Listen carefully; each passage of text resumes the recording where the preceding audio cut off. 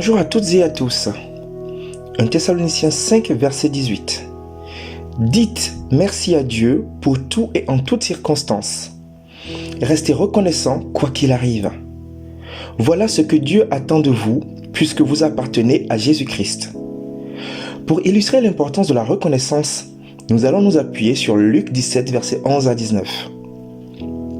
Tandis que Jésus faisait route vers Jérusalem, il passa le long de la frontière qui sépare la Samarie et la Galilée. Il entrait dans un village quand 10 lépreux vinrent à sa rencontre. Ils se tinrent à distance et se mirent à crier « Jésus, Maître, aie pitié de nous !» Jésus les vit et leur dit « Allez vous faire examiner par les prêtres. » Pendant qu'ils y allaient, ils furent guéris. L'un d'entre eux, quand il vit qu'il était guéri, revient sur ses pas en louant Dieu à haute voix. Il se jeta aux pieds de Jésus, le visage contre terre, et le remercia. Cet homme était samaritain. Jésus dit alors, « Tous les 10 ont été guéris, n'est-ce pas? Où sont les 9 autres? Personne n'a-t-il pensé à revenir pour remercier Dieu, sinon cet étranger? » Puis Jésus lui dit, « Relève-toi et va, ta foi t'a sauvé. » Ce texte est une illustration de la foi qui accomplit les miracles par l'obéissance à la parole de Dieu et la reconnaissance comme un aspect de la foi. Dans ce passage, nous remarquons que les 10 lépreux ont manifesté leur foi en Jésus en obéissant à sa demande d'aller se montrer à un prêtre. Cependant, un seul des 10 glorifia Dieu et remercia Jésus pour sa guérison. Les 9 autres, tous juifs, n'ont pas jugé nécessaire de remercier Dieu. À l'époque de Jésus, les lépreux étaient coupés de toute relation familiale et sociale. Cette guérison leur permet de s'ouvrir à nouveau au monde extérieur. Cependant, les 9 n'ont pas apprécié le cadeau de Dieu à sa juste valeur. Mais la question pour nous aujourd'hui est de savoir si nous sommes attentifs et reconnaissants envers Dieu pour ce qu'il fait dans notre vie. Un homme atteint du cancer disait qu'il voulait profiter de chaque instant qui lui restait avec sa famille.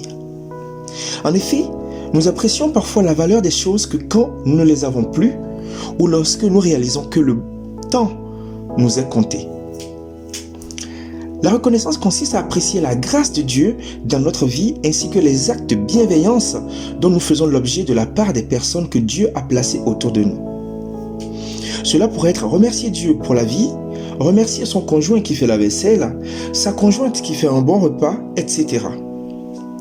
À l'anniversaire de son fils, un père offre un cadeau au petit garçon et aussi à sa femme en guise de geste de reconnaissance pour ce qu'elle fait pour leur famille. Des études réalisées en 2003 par le docteur Robert Emmons à l'Université de Californie aux États-Unis ont montré que la reconnaissance permettait à un groupe de personnes au bout de 10 semaines de se sentir 25% plus heureux et plus optimistes sur leur avenir. D'autres études en 2015 ont montré que la pratique de la reconnaissance améliore le sommeil, baisse la tension artérielle et aide à soigner les maladies cardiaques. Notre verset du jour est 1 Thessaloniciens 5, verset 18.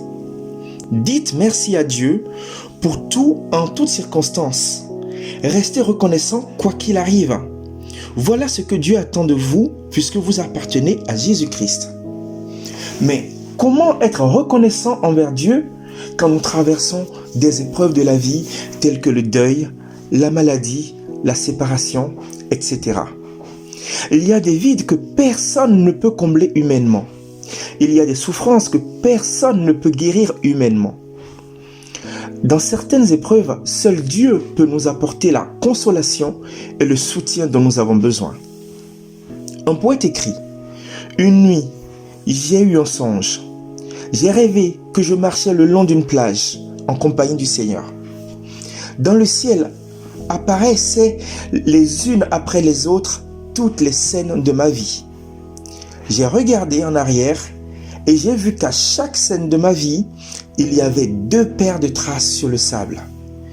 L'une était la mienne, l'autre était celle du Seigneur.